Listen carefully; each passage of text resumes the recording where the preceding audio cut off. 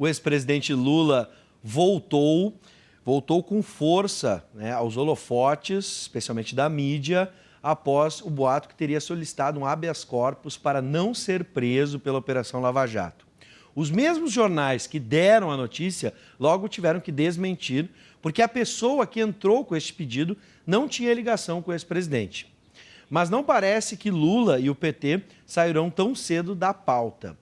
Em mais de um capítulo da Operação Lava Jato, um empreiteiro disse ter feito doação para a última campanha da presidente Dilma Rousseff, para que não tivesse dificuldade em contratos com a Petrobras.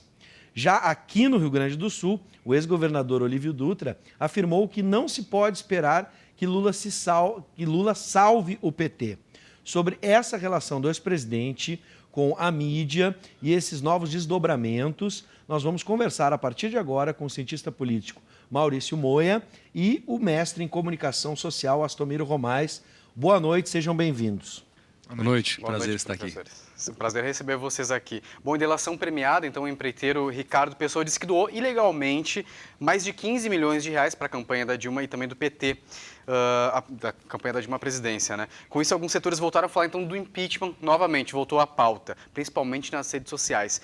Parece que essa crise política está num looping, né, que não termina nunca. Existe tempo hábil para a Dilma e para o PT, então, recuperar essa imagem ainda nesse mandato da presidente? Bom, primeiro a gente tem que ver que a imagem da... Uma coisa é essa questão, essa delação e essa doação que ele disse que é ilegal, mas, enfim, isso ainda vai ser aprovado, porque ali na delação ele só apresenta as suas evidências e tudo tem que ser corroborado na justiça. Mas eu acho que a imagem do governo, na verdade, a mão do governo está desregulada já há algum tempo e não vai ser só esse problema da delação ou das delações premiadas que vão atrapalhar o governo. Eu digo, as pedaladas fiscais do TCU também, né, que o TCU está investigando, também podem ser outro problema, e, na minha opinião, mais perigoso do que essa questão da delação da doação para a campanha. Porque até você caracterizar que a doação foi ilegal, se ela foi registrada e foi feito todo o trâmite legal, é difícil dizer que aquela doação foi legal. Pode ter sido havido uma extorsão para que ela ocorresse, mas então o crime aconteceu antes da própria doação. Então, acho que esse ainda fica um terreno mais nebuloso do que o julgamento do TCU técnico, que vai dizer que houve uma máscara, o governo mascarou o seu orçamento e aí descumpriu a lei de responsabilidade fiscal, ou seja, são coisas que são, assim, acho que são mais evidentes, né, são sinais mais evidentes de perigo para o governo do que a delação, os futuros dobramentos dessas delações premiadas. Professor Astomiro, como é que a mídia deve se portar num caso desses, né? Houve um exagero, faltou apurar um pouco a fonte para que tudo saísse tão rápido, né, em alguns jornais e nas redes sociais. Como é que a mídia está de má vontade com a presidência da República ou isso faz parte do trabalho? Para recuperar a imagem, professor, como isso pode acontecer? Bíblia, eu acho que a questão, por exemplo, da delação premiada já é um capítulo, né? Porque a delação premiada é uma delação apenas, né? Quer dizer, que ela tem que, para, na verdade, ela surtir algum efeito, vem depois todo aquele arcabouço da necessidade de provar aquilo que foi dito, né? Com respeito ao habeas corpus preventivo, né? Esse Maurício Tomás, na verdade, a gente não sabe exatamente qual é a postura desse camarada na própria vida, né? Alguém que defendeu no passado uma postura, agora quer defender outra. A gente não sabe se, na verdade, é uma tentativa de aparecer, de fazer nome, de se projetar, etc. E tal. Mas, de qualquer maneira, a gente pode supor, né? Acho que tem muita gente também preocupada com isso, ou pensando nisso, né? Que pode ter algum caroço nesse angu, especialmente se a gente verifica que o primeiro a revelar essa questão foi o Caiado, né? Então a gente não sabe o que há por trás de todo esse processo, porque obviamente desgasta, né? Pô, tu está impetrando um habeas corpus preventivo para não ser preso, quer dizer, aconteça o que vier a acontecer, não deixa de ser uma mancha na sua história, se levanta uma série de histórias, de suposições, de ilações, etc. Onde a fumaça há fogo. Também pode ser isso. Pode né? ser interpretado dessa E a mídia às vezes forma. trabalha muito com isso. Sim. Né? Hoje nós vivemos muito essa ética assim do teria, né? É sempre essa suposição, né? Fulano teria sido visto, ele teria aceitado, esse teria que é o Sim. grande problema. Né? Sim, sem Depois, comprovação nenhuma. exatamente, depois não se configura, mas de qualquer maneira o efeito ele acaba se alastrando. Esse sujeito já tinha feito algo parecido e pedido isso, ao habeas corpus, por Cerveró, por exemplo. Não, ele havia, na verdade, para o Diogo Mainardi, né? Ele Pro já, Mainardi ele já tinha também, feito isso em pediu pros outras dois, ocasiões. vezes. Sim. Agora, ainda sobre a mídia, na interpretação dos dois, né? Bom, tudo bem, há um indício onde a fumaça há fogo, mas não está muito fácil também jogar as coisas no ar, né? Botar na página e depois desmentir. Essa relação de correção, às vezes, da mídia, é que nem no Facebook, né? A gente hoje vê muita coisa no Facebook e depois que vê o desdobramento, por exemplo. Não está fácil demais? Não está faltando um pouco de responsabilidade nisso? Eu acho que primeiro a gente tem que pensar que o governo sempre está na vidraça, ele sempre está na vitrine, né? Ele sempre está exposto, isso qualquer governo. Depois, este governo especificamente está realmente enrolado e está generoso em produzir fatos ruins que são explorados, em termos de explorado no sentido neutro. A mídia quer vender jornal e divulgar informação, e esse governo facilita com más informações, como poderia facilitar, com maus fatos, com fatos ruins, negativos. Poderia facilitar com fatos positivos, no caso. E aí concordo que tem essa terceira dimensão que você colocou, que hoje em dia com a internet, com essa rapidez com que a informação se dissemina, isso vale para a informação verídica e para a informação falsa. Né? Então, outro dia a gente também viu lá na Europa, teve uma notícia falsa que acabaram tendo que ser desmentida, ou acho que foi agora não me recordo, mas teve isso acontece com cada vez mais frequência, né? A imprensa, a mídia em geral, divulgar a informação e acabar tendo que se retratar depois. Foi assim antes, mas agora isso está mais generalizado. Eu, inclusive, participei de um evento na sexta-feira, aliás, da grandiosa Feira do Livro de Canoas, a 31ª, muito bacana, muito personagens importantes debatendo. E na sexta-feira teve ali a presença do cubano, o Leonardo Padura, e o Frei Beto. E uma das coisas que no debate que surgiu, que o Frei Beto ressaltou, que eu achei muito interessante, foi esse processo hoje o efeito breaking news. Né? Tudo tem que ser agora, imediato, não há maturação de ideias. Né? Quer dizer, as pessoas lançam, há um processo também de memoricídio, né? Acho que a própria memória não conta mais, né? É tudo aquilo de imediato, né? Do aqui, do agora. E isso acaba, às vezes, gerando situações muito desagradáveis para a própria história, né? Quer dizer, aquilo daqui é levantado como se fosse, daqui a pouco deixou de ser, já não é mais, né? Então é um processo, acho que você falou uma palavra muito importante antes, um pouco de falta de responsabilidade também, né?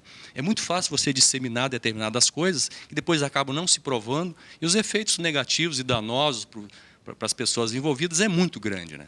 Agora, o conflito específico entre o Lula e a mídia vem de bastante tempo, né? Ele acusa a imprensa de perseguição, e quando, por exemplo, cita doações para o Instituto Lula e não cita que as mesmas empresas doaram também para o Instituto do FHC. Por que ocorre esse embate entre o Lula e a mídia e não trazem o FHC, o Fernando Henrique, também à tona?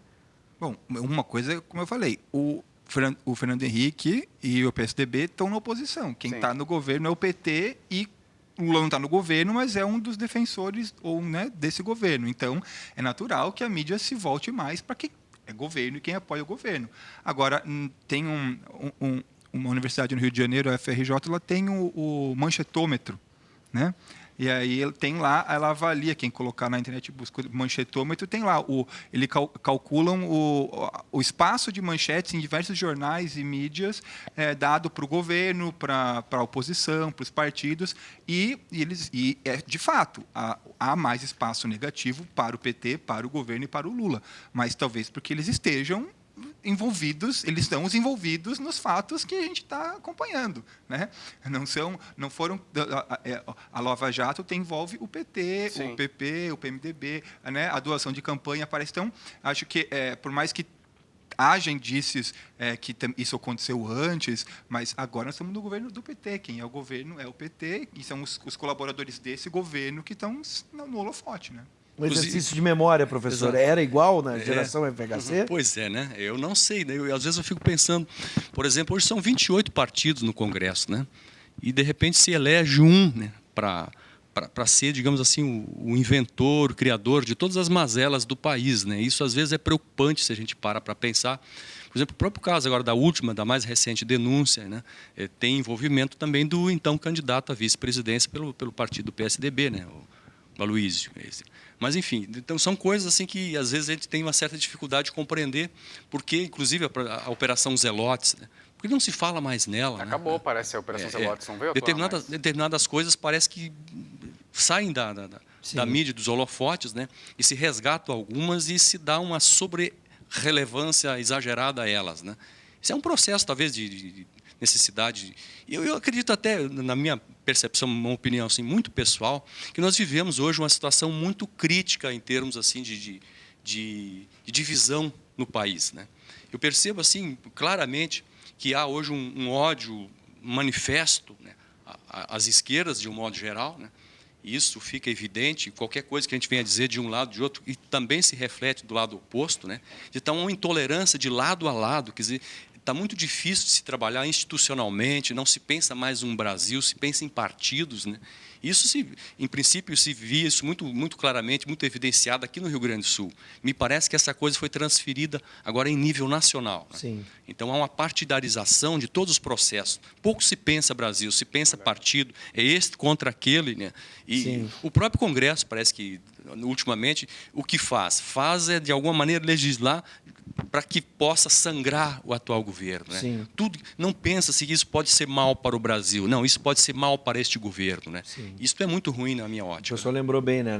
A nossa bipolarização das coisas, né? Chimangos e maragatos, gremistas e colorados. É uma característica muito do Rio Grande do Sul. Parece que no Brasil, então, temos o PT e o anti-PT. Isso tem reflexo, por exemplo, a presidente Dilma está afirmando que a Operação Lava Jato há um vazamento seletivo de informações. A gente pode identificar dentro da Operação Lava Jato essa situação onde nós somos anti-PT e tudo que puder vazar e prejudicar a imagem da presidente, ela tem razão nessa reclamação, e aproveito para encaixar mais uma análise. Analisar a assessoria de imprensa do governo, né, do próprio Partido dos Trabalhadores.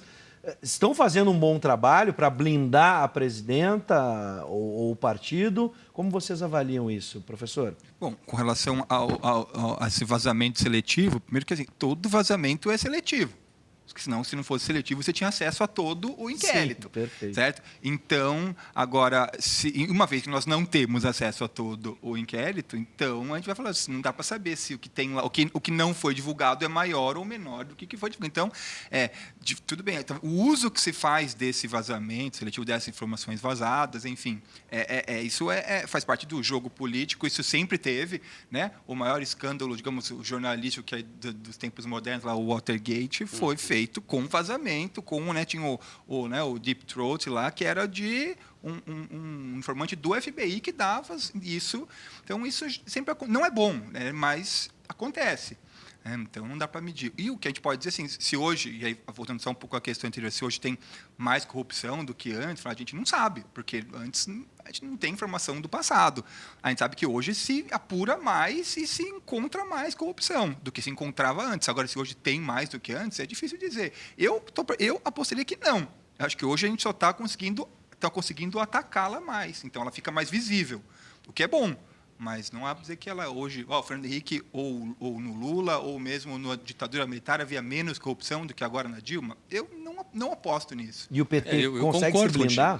contigo. Eu acho que... Bom, é muito difícil falar isso nesse momento, porque todas as cartas ainda estão sendo jogadas, né? A Operação Lava Jato não acabou, a votação do TCU ainda não foi exterminada, o ajuste fiscal ainda não foi feito não foi aprovado no Congresso, então é muita especulação. Eles, com certeza, vão querer blindar o governo, mas, nesse momento, não dá para dizer qual o futuro. Agora, aí você falar dessa bipolaridade, né? O professor acabou de falar da bipolaridade, Moia. A esquerda acusa o PT de estar a favor dos banqueiros, dos empresários, e que não representaria, talvez, de fato, hoje a esquerda. E não representa também a elite. O que é o PT hoje? Quem o PT representa? Essa é uma boa pergunta. Certamente representa os seus filiados, muitos das pessoas que apoiavam o PT no passado hoje estão frustrados. A manifestação do Olívio, por exemplo, é um reflexo disso? Na verdade é difícil dizer. Acho que muitas pessoas concordam com o que o Olívio disse e, na verdade, me parece que ele deu só uma outra maneira de dizer que uma andorinha só não faz verão. Tipo, o Lula sozinho não vai salvar o PT. Precisam do Lula, mas se ninguém mais fizer nada, o Lula sozinho não vai salvar o PT. O que é óbvio, na verdade, isso é claro mesmo. Então, acho que a busca de mais apelo popular não é só por parte do PT. Os partidos como um todo estão em descrença. A gente já viu isso há 2 anos atrás, em junho. Então, não é só um problema do PT esse descolamento das camadas populares, né? Então, acho que isso é um problema dos partidos brasileiros e, na verdade, no mundo inteiro. Há um afastamento dos partidos da população. Então, aí é um desafio a ser superado nos próximos anos, né? Professor, essa coisa é meio contraditória também, assim, quando a gente percebe o que foram mais de 30 milhões de brasileiros que saíram da linha da miséria, 42 ascenderam à classe média, né? Então, muita gente ganhou, os banqueiros ganharam dinheiro como nunca, né? Então, a rigor, o governo do PT, em todos os seus mandatos, ele foi bom para todo mundo, no aspecto de ganhar dinheiro, das pessoas se realizarem. A gente percebe que essa classe média hoje se transformou radicalmente, né? E, no entanto, há hoje uma aversão a tudo aquilo. Então, isso me parece um tanto quanto contraditório, né?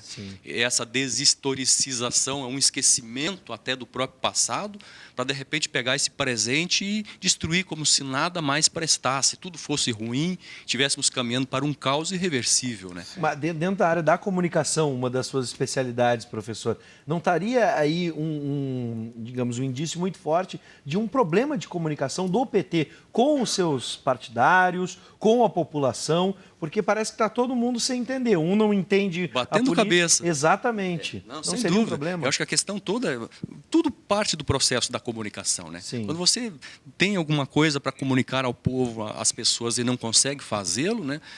O mal intencionado desvirtua, as pessoas compreendem mal, né?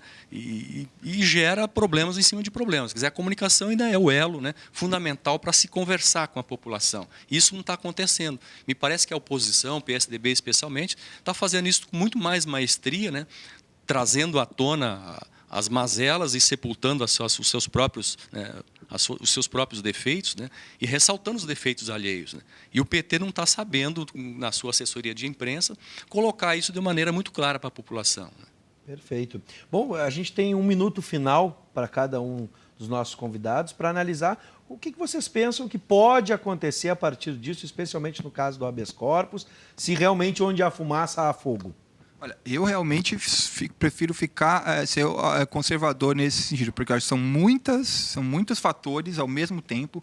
O governo, de fato, está tentando se rearticular, está tendo muita dificuldade com isso. Enquanto essas 3 frentes, a questão da Lava Jato, do TCU e a posição do Lula frente ao PT, enquanto isso não ficar melhor resolvido, não tem como fazer qualquer projeção vai ser muita especulação. Eu ainda aguardo para fazer qualquer projeção para os próximos meses. Professor? Isso. Eu acho, por exemplo, uma delação sempre é uma delação, né? Quer dizer, a definição de uma delação premiada, o que é? É alguém tentando incriminar, é um criminoso tentando incriminar outras pessoas, né?